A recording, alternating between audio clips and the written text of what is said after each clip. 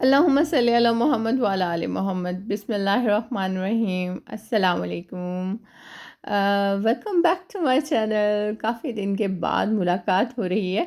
Actually reason ये है कि ठंड है और ठंड में डेज़ इतने शॉर्ट होते हैं, काम तो ज़ाहिर है रेगुलर रूटीन के हो रहे होते हैं, लेकिन वो रिकॉर्डिंग करना ना बहुत मुश्किल लग रहा होता है।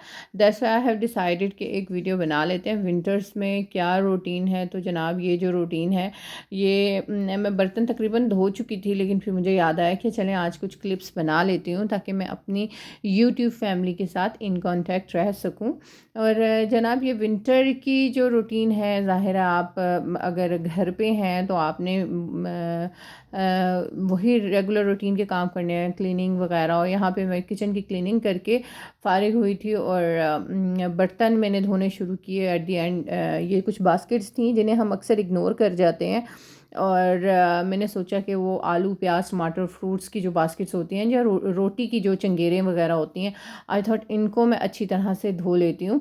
और पानी बहुत गर्म था, इसलिए मैंने अक्सर होता है ना जल्दी में मैं ग्लव्स नहीं पहनती, लेकिन आजकल अगर आप गीज़र ऑन किया हुआ तो पानी इतना गर्म होता है कि उसको ना बिल्कुल आप हाथ नहीं लगा सकते, इसलिए ग्लव्स पहनना मजबूरी भी हो रही है। और अगर गीज़र ऑन ना हो, ठंडा पानी हो, तो ज़ाहिर है ठंडे पानी को भी तो हम बिल्कुल टच नहीं कर सकते।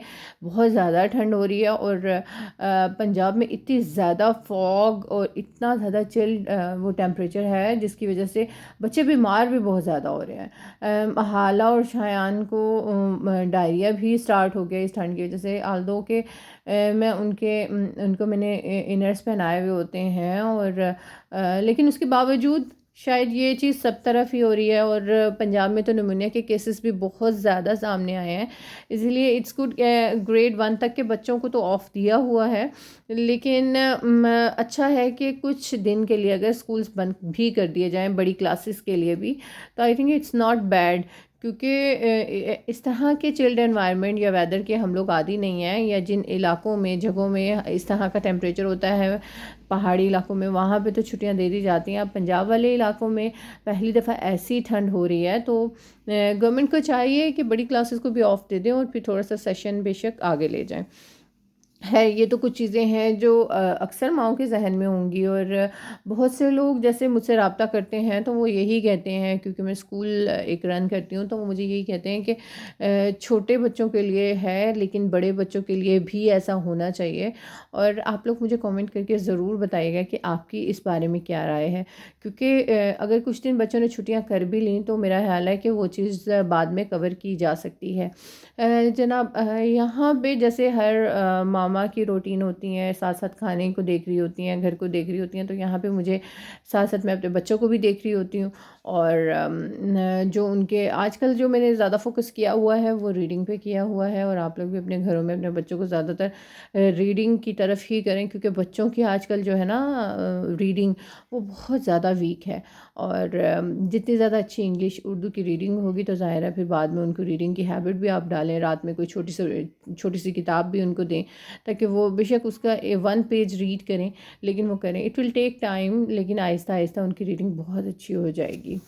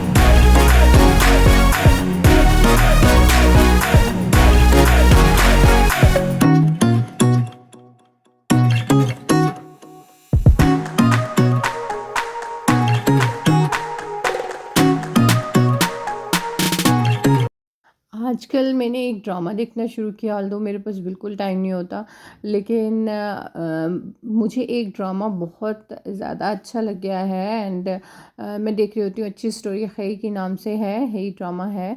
और उसमें एक हैं एक्टर, हमारे बहुत पुराने एक्टर थे, खालिद भट्ट, और वो भी आ रहे हैं काफ़ी अरसे के बाद, और बहुत ही अच्छी एक्टिंग है फैसल कुरैशी और सबकी।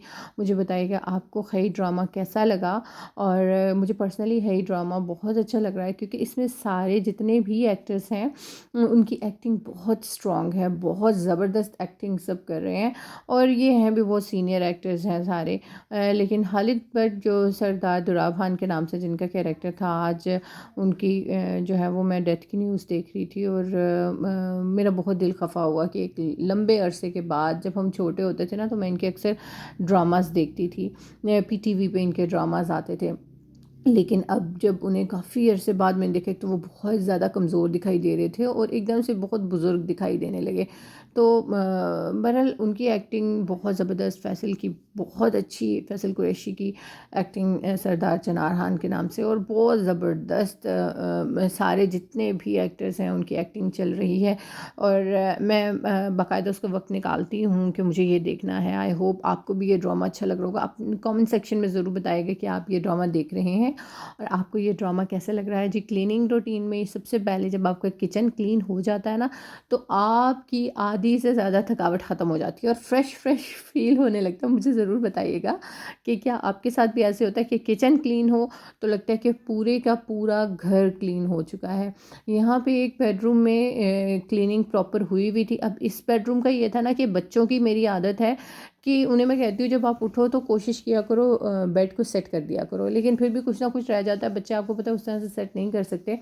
तो जनाब यहाँ पे मैंने सोचा कि बेड को सेट कर देती हूँ। और क्योंकि विंटर्स में ऐसा है, मेरी अम्मी ने भी मुझे कहा हुआ है कि शायद वो कुछ दिन में यहाँ पे चक्कर लगाएं हमारे घर में। तो मुझे कुछ था कि बेड कवर्स वगैरह सेट रहें, क्योंकि अम्मी को ना अम्मी जब भी आती हैं तो उन्हें बेड कवर्स का होता है कि ये साफ़ सुथरे होने चाहिए। बच्चे मेरे छोटे नहीं हैं कि इन पे कोई चीज़ गिरा दें, लेकिन फिर भी वो सफाई का थोड़ा ज़्यादा ख्याल रखती हैं, और मुझे उनकी वजह से होता है कि अम्मी आए तो मैं साफ़ सुथरे नए बेड कवर्स जो हैं वो बिछे हुए हों पहले ही, ताकि अम्मी को बुरा ना लगे, या कोई भी बाहर से आ रहा हो तो ज़ाहिर है इन चीज़ों का ख्याल किया जाता है। और डीप क्लीनिंग वगैरह आज मैंने बहुत ज़्यादा क्लीनिंग की, सारी अलमारियाँ खाली की, डी क्लटरिंग की। अब उसकी वीडियो मैंने नहीं बनाई, जो इवन सीज़न के ही कपड़े थे, हालांकि शायान के मेरे अपने, तो वो सॉक्स, टोपियाँ, स्वेटर वगैरह मैंने सारे निकाले, कपड़े निकाले। अच्छा, मैं इस तरह करती हूँ कि अक्सर कुछ चीज़ें मैं अपनी गाड़ी में रख के, जैसे हम घर से बाहर निकलते हैं ना, तो कोई बच्चे या बुज़ुर्ग, अक्सर मेरी तो लेन में शायद बहुत ज़्यादा एक ही लाइन में बैठे हुए होते हैं 8-10 बंदे, तो मेरी कोशिश होती है कि हर किसी को कुछ ना कुछ दे दिया जाए। अच्छा, ये सेंटर टेबल पे ना, ये सॉरी सेंटर टेबल नहीं, डाइनिंग टेबल पे आजकल मैंने ये नट्स थोड़े से रख दिए हैं, और अच्छा है कि बच्चे आते जाते कुछ ना कुछ थोड़ा बहुत ले लेते हैं। या ये जो राइस क्रिस्पीज़ वगैरह हैं ये भी बहुत शौक़ से हाला खाती हैं। तो जनाब यहाँ पे मैं डाइनिंग टेबल की भी इस तरह से क्लीनिंग कर रही थी। और उसके बाद का जो सबसे बड़ा काम था वो था वैक्यूम करना। वैक्यूम में बहुत ज़्यादा वक्त लगता है, लेकिन एक दफ़ा जब वैक्यूम मैं डीप कर देती हूँ तो वो फिर पूरे हफ्ते तक आलमोस्ट मुझे ज़रूरत नहीं होती, क्योंकि मेरे बच्चे माशाल्लाह इतने समझदार हैं, उन्हें पता है कि कचरा नहीं फेंकना और मम्मा को दोबारा से क्लीनिंग करनी पड़ेगी। तो अक्सर ये होता है, हाला हाला ऐसे करती हैं कि क्राफ्ट वगैरह करते हुए, आल्दो उनसे मैं कहती हूँ नीचे कपड़ा बिछा लिया करें, लेकिन या तो कोई मैट बिछा लिया करें, अक्सर वो इस चीज़ को इग्नोर कर देती हैं। तो एट दैट टाइम जब वो क्राफ्ट कर रही होती हैं तो वो बहुत ज़्यादा गंद कर देती हैं। तो जनाब यहाँ पे मेरी क्लीनिंग के काम अभी भी जारी हैं, और इसके बाद मैंने वॉशरूम्स वगैरह क्लीन करने हैं, ये सारी चीज़ें, और स्टेयर्स साफ़ करनी है, फिर कार वॉश करनी है। मैं तो यहाँ पे अपने काम कंटिन्यू रखे हुए, क्योंकि आज का दिन जो है ना वो मैंने सोचा कि आज बहुत ही प्रोडक्टिव डे होना चाहिए जिसमें मैं प्रॉपर क्लीनिंग करूँ। आई थिंक यही एक सिंपल सी रूटीन है जो हर पाकिस्तानी मॉम की कह लें या किसी भी माँ की होती है जो हाउसवाइफ हैं या बेशक वर्किंग मदर हैं। अगर आप मेरे चैनल पे नए हैं तो चैनल को ज़रूर सब्सक्राइब करिएगा, वीडियो अच्छी लगी है तो लाइक करिएगा, है ड्रामा से रिलेटेड कमेंट ज़रूर करिएगा। मैं आपके कमेंट बहुत शौक़ से पढ़ती हूँ। खुश रहिए, खुशियाँ बांटते रहिए, अपनों के साथ रहिए।